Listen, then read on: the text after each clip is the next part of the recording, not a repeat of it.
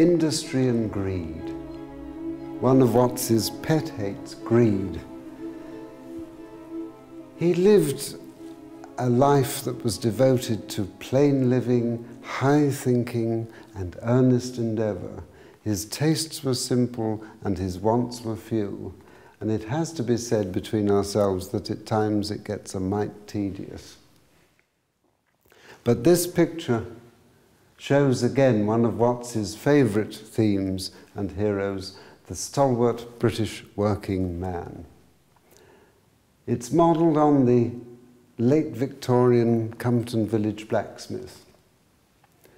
And the miser, the master with the money bags, is a not too fanciful self-portrait of Watts himself.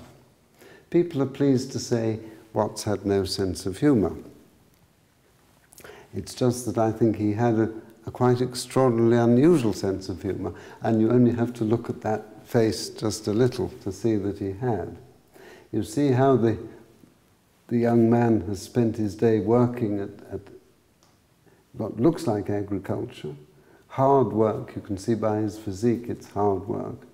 And there the shriveled old wreck behind him is reaping the benefit of it.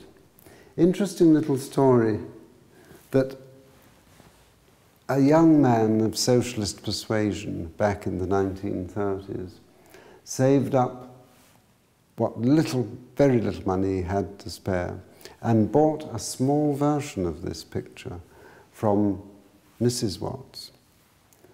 And subsequently, in his old age, he presented it to Transport House, which I think is probably quite appropriate. He went on, in fact, to become a famous Labour MP. But the fact that he had the vision to do so is, I think, almost parallel to Watts's sense of humour.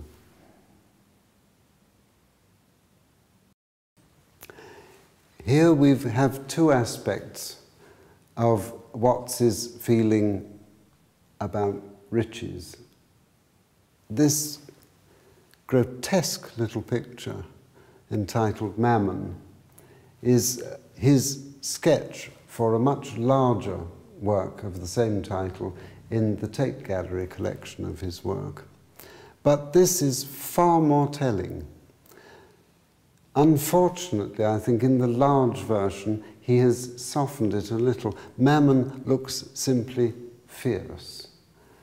But if you look at the grossness of that countenance, you have some idea of what Watts was trying to portray.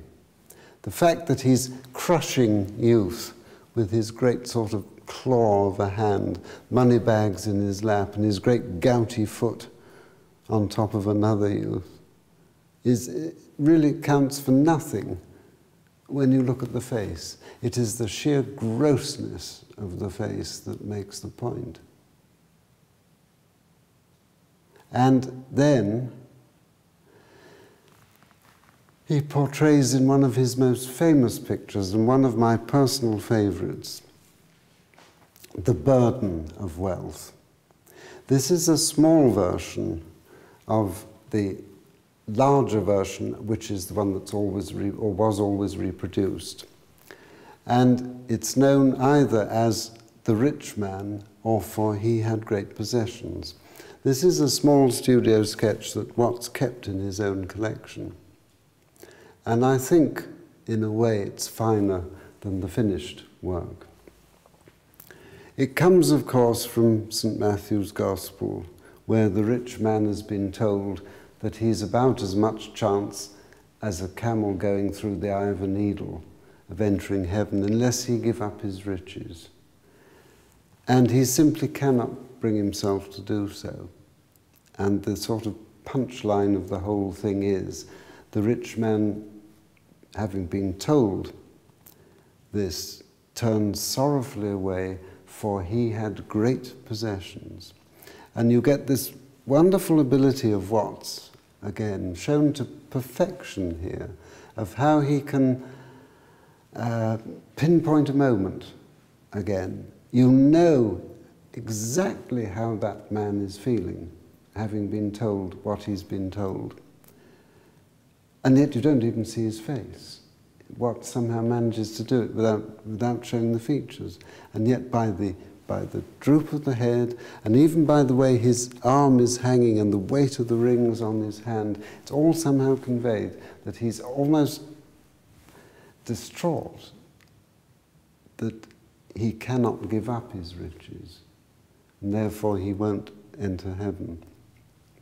Well, who knows? Maybe if he put his riches to good use, he might then still be allowed to enter. But it's going to be a struggle for him either way, whichever he does it.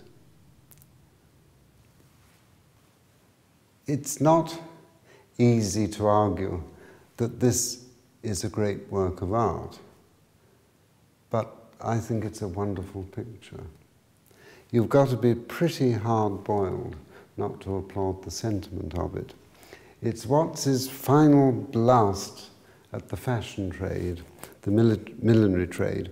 He campaigned all his life against birds being slaughtered, simply to decorate hats and frocks. It's known by two titles, A Dedication and The Shuddering Angel. And the angel is shuddering in a lurid sunrise over the pagan altar of fashion on which has been sacrificed these beautiful and rare birds, luckily not painted in too much detail, just enough to give you the idea of what's been lost. And the plaque on the picture says, a dedication to all who love the beautiful and mourn over the cruel and senseless destruction of bird life and beauty. Watts campaigned almost all his life against it, again harking back to him accidentally killing his pet sparrow as a child. He didn't live, unfortunately, to see the Plumage Bill passed in, I think, 1910, 6 years after he died, but the groundswell was there. He evidently knew that it would eventually come about. And extraordinarily, I met the girl. She was then an old lady. This picture is 1898. I met the lady who modelled for the angel. It was his adopted daughter, Lily. And she remembered clearly having to model for it. She said, I remember doing it, my dear, very well. I don't remember that much about it, except a very, very stiff neck.